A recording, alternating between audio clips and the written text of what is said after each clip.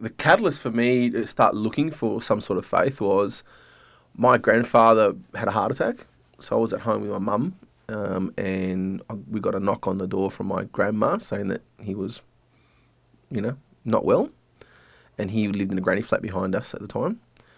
So we got the unfortunate role to have to try and resuscitate him. Oh, my goodness. Yeah. How old were you at the time? I would have been early to mid 20s. Mm-hmm. Yeah.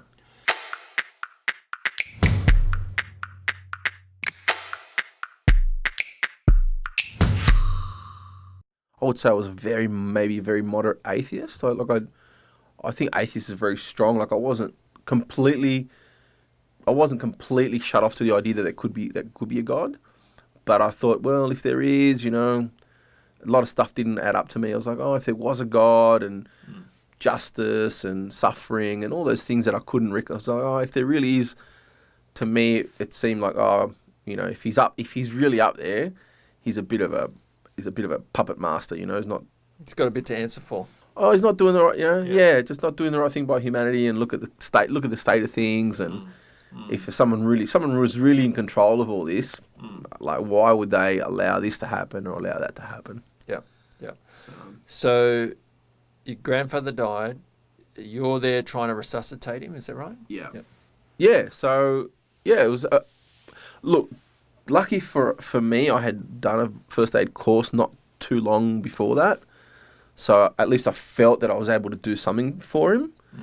But yeah, it was a pretty confrontational experience in terms of, when you're at that age, you're in your 20s, you think you're bulletproof, and death is something for old people, right? And yeah, I think my experience up until that age with death was very limited because I hadn't been to too many funerals, hadn't really had anyone close pass away or anything like that. So it wasn't something that had to confront personally, So your grandfather passed away? Yeah. So couldn't resuscitate him? Couldn't resuscitate him.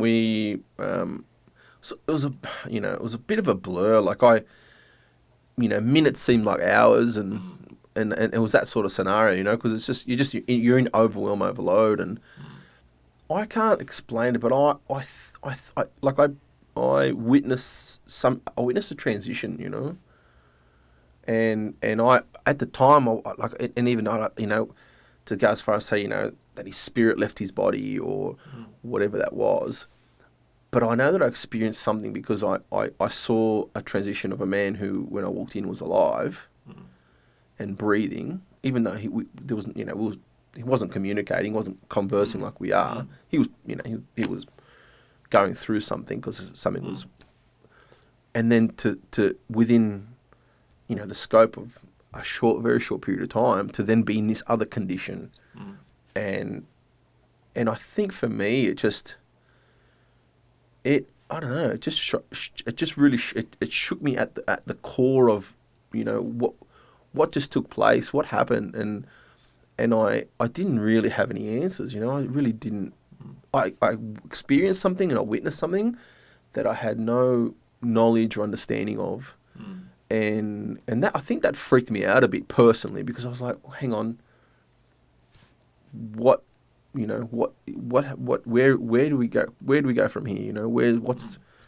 You start asking questions about your mortality and about the afterlife and what's the meaning of life and what was the meaning of my grandfather's life, Yep. Thinking, well, so what happened next for after you went on a bit of a journey to get some answers? Yeah, it was the journey started with me, all of a sudden I kind of took a shift and started getting into okay, I'm going to start by doing good things, I thought, hang on, I had this okay, I've got to put some positive energy back into the world and do some good stuff. And so I started working with kids. So I went and I used to love doing gymnastics when I was a kid. I used to love sport, played sport most of my life. And so I just wanted to do something that I felt would give me some sense of, purpose and contribution. And then just started on that journey, And I realised that was good. It was a good thing to get involved in that. It didn't fix any of my internal dilemmas, you know. It was great. I was around working in a nice environment, working with kids, investing in a primary age kids through sport.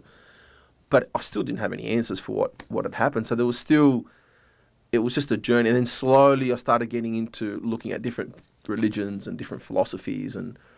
But I ironically, at the time, I put all the options that I had in front of me, Christianity was off the table. Yeah. I just didn't think that was the place where I was going to get answers from. Do you know why? Yeah, I think. Look, I partly I did have a preconceived notion about churches, which wasn't based on experience. It was just based on upbringing, and my parents aren't at the time they weren't big fans of the church, and so there was and there was nothing within my context that affirmed that the church had any real legitimate answers to the problems of the world. Yeah. So what sort of stuff did you look into? Look, I looked into Buddhism. So yeah, I did a couple of trips down to the temple down at Wollongong. And I was going there and having a look and seeing what the practice looks like. And I had an Asian friend at the time who was a Buddhist, and so I was constantly asking him questions, and he was telling me about the Buddhist faith. And then I met a fella who, though he wasn't involved in that religion, his mum and dad were Scientologists, and he told me their story. He said to me, "Look, they were Jews, okay? Well, they are Jews, but they had come from the Judaic faith." And they converted to Scientology, and I'd never heard of Scientology before. And this was it was even before it was. But I'm talking like late '90s, early 2000s, right? Yep. So it was before there was all these superstar celebrities. Yep. It was still a bit of an underground kind of religion. And then I took out a massive book out of the library and just went through the whole process of what is Scientology, how does it work, and what is it. But not, to be honest, none of the stuff that I was looking through, like I really wanted something that was legit. I wanted something that was real. I was like, I'm not gonna surrender my life to something that that's just that's a good idea at the time. Because I was going through a legitimate crisis, a legitimate internal crisis. So Jesus is at the bottom of your list. Well, I don't know if Jesus. Or the church. Yeah, I think the church was at the bottom of the list. So what happened when you got to the bottom? Well, it came by surprise. When I was in that process, because you become a bit open, right? You become aware of things, and so when something gets spoken about, or you see something, you get drawn to it, and you want to, scratch the surface on it.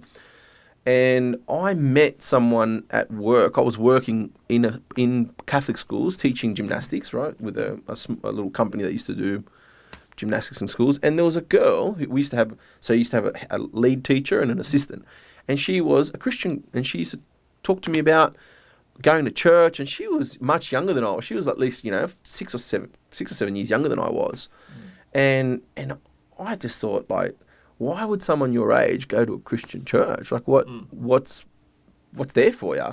And then she just started sharing a little bit of her story about how she came to go to church. And she invited me to church about, like, a lot of times. And I just kept coming up with excuses not to go. Because, like I said, I was just like, I just didn't think that was where I was going to find my answers. Yeah.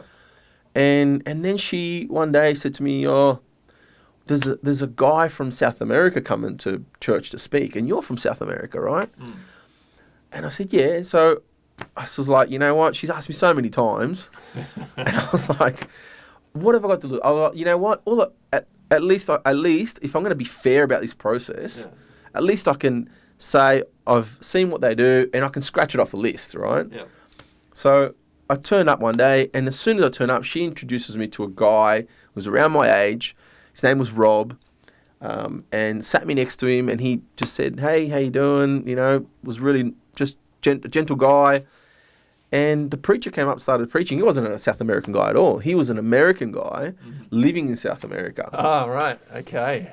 And he tells his story. So he starts telling his story about how he was a surfer in California. Yep. And he got approached by Christians on the beach. Yep. And next thing he became a Christian, got baptized, went to seminary, and ended up becoming a missionary in Peru. Wow. And then told his story, He said, and I remember the thing that really got my attention was he said, look, I'm not rich, I'm not particularly famous, and I don't particularly have power in the sense of power that as the world has it. He goes, but I can tell you that I'm living the life that I'm meant to be living. I'm living a life that's full of purpose, and that's the thing that I can promise you, that you will find that in Jesus Christ. You'll find your purpose, right? And that hit me because I didn't have a drop of that in me. I was thinking like, what does that look like? What does it look like to have a life that or that to even be able to proclaim that you're living the purpose that you're meant to live on the planet? And then that got my attention, and then I just started getting friendly with these guys, these Christian guys, and they were really nice. They were really nice. They kept inviting me. They invite you to everything. They invited me to come on Sunday, come to this small group, come to this thing, and I was just like, leave me alone. Stop hassling me. Yeah. But to their credit, and to particularly this guy, to Rob's credit, he just didn't give up. Kept ringing me, kept persisting, and then I finally, and I just thought, okay, I was like, what's in it for them? Why do they want me to go to these things? Like, and I was trying to find like what's the catch? Like everyone's trying to sell you something. Everyone's trying to hook into something. Yep. What's the benefit? What's the benefit reward for them to get me involved in this? And I just couldn't work it out. I couldn't work it out. I was like, they're not at the moment. They're not trying to sell me anything. They're not. He's just genuinely wanting to be, and I had mates at that time that didn't want to be around me because I was I was not a good dude at the time. I was going through some really tough stuff, and most of my friends were like, intolerant to what I was going through, and yet there's this guy who just put up with me, kept putting up with my rejection, kept putting up with me saying, coming up with excuses, and then eventually I just gave in and I said, look, you're such a nice guy. In my head, I thought, you're such a nice guy. I'm just going to come to one of those things because you deserve to be said yes to, right? So he roped you in.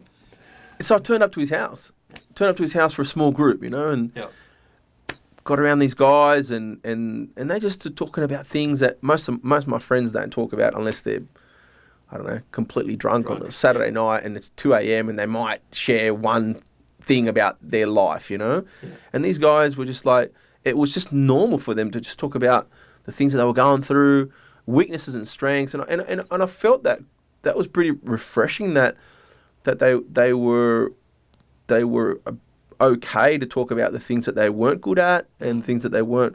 So it wasn't like they weren't showing up that, hey, I'm the best at everything and I've got it all. They were like, hey, I struggle with this or I struggle with that, and it was like it caught me by surprise because all of a sudden you're hearing things that are so personal to someone.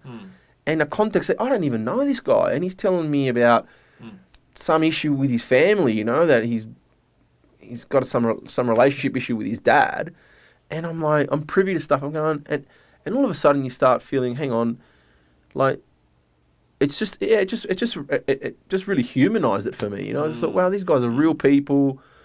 They're genuinely, they're talk in a way that I've not seen other guys talk and share their life, So that really got me. That small group, and I thought, hey, I'm.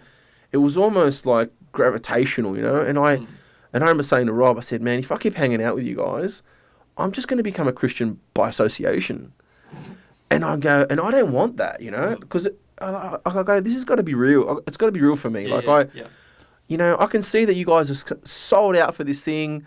I can see that you guys 100% love what you're doing, but if I keep hanging around with you, I'm gonna be a Christian, but because I just hang around with you, like being in a gang, I want this. If this God's real, I want it to be real. So I said, man, look, I tell you what I'm going to do. I'm going to take some time out. I'm going to go away for a couple of weeks, and I'm going to come back, and either you never see me again, or I'm going to become a Christian. Wow. And he was like, okay. And he's, yeah. Wow.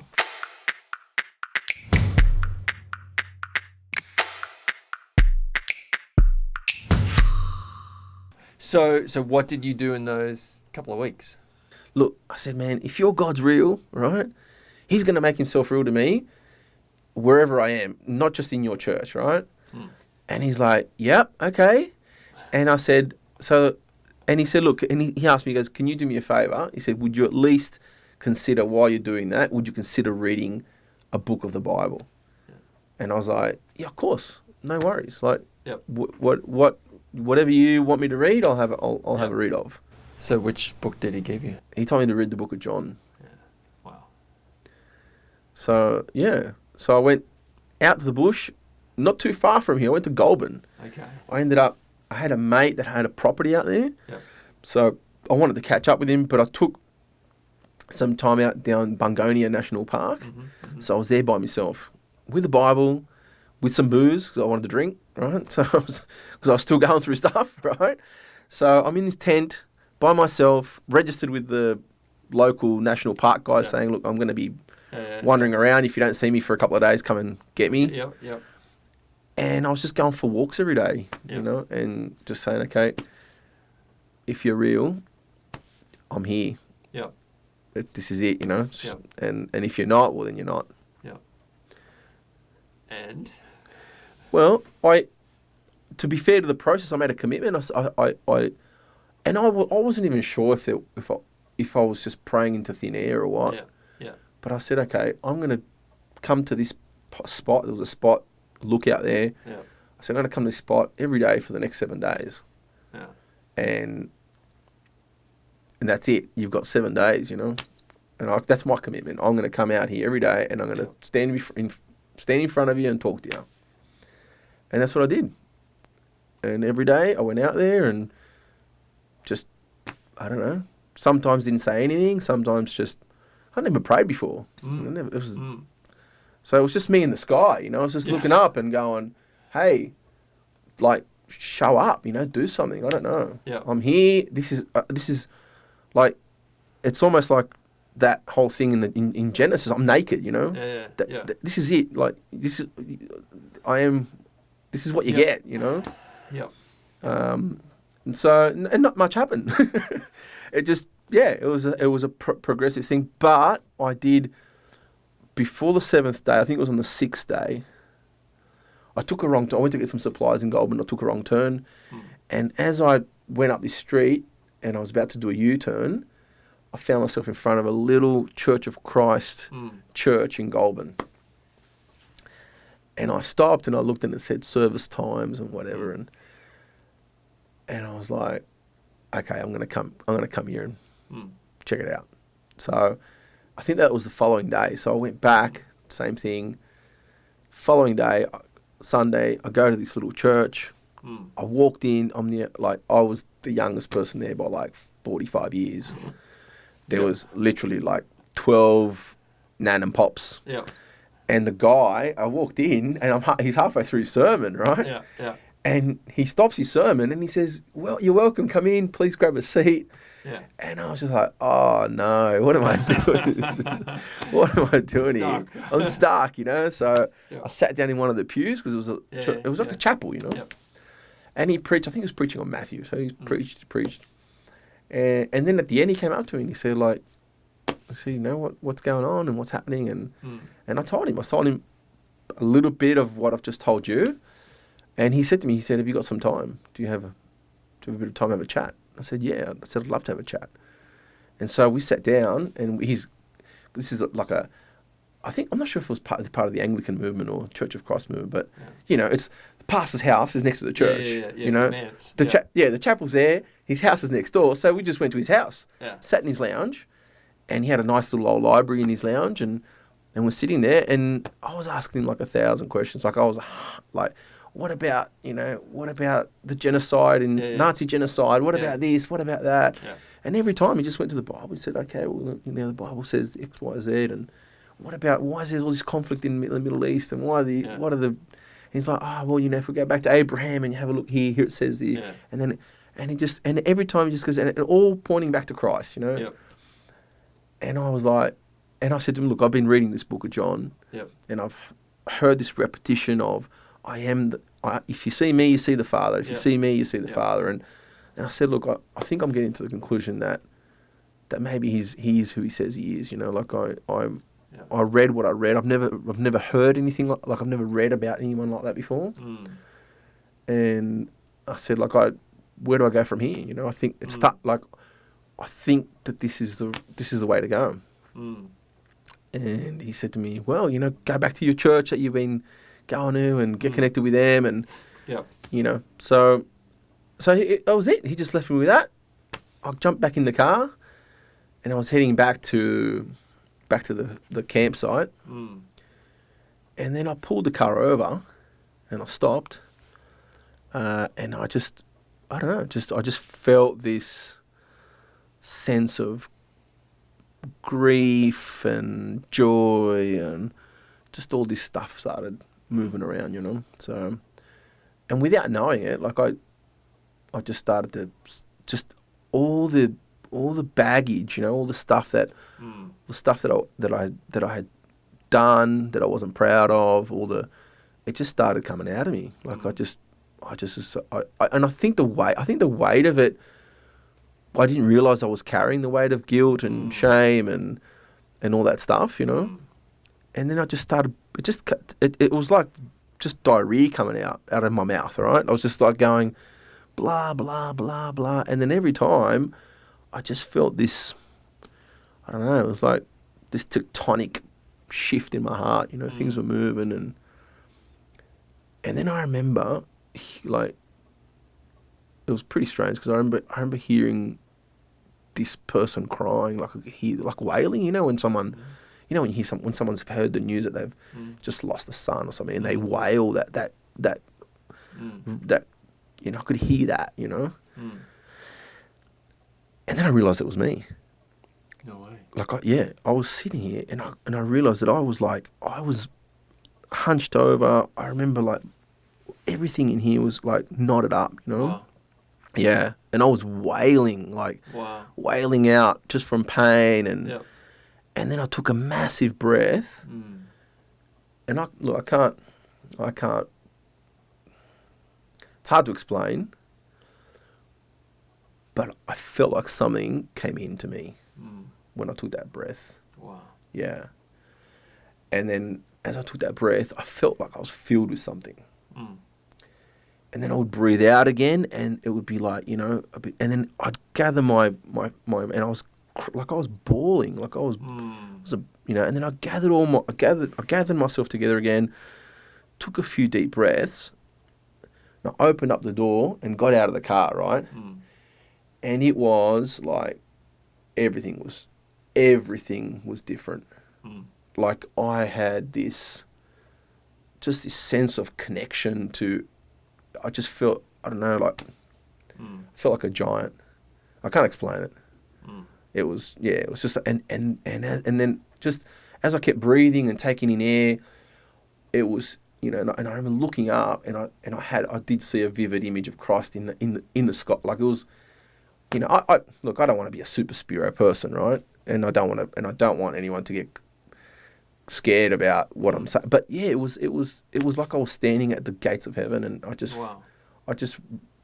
knew that, like, I knew I'd found something that was legitimately real, and that my life was never going to be the same afterwards.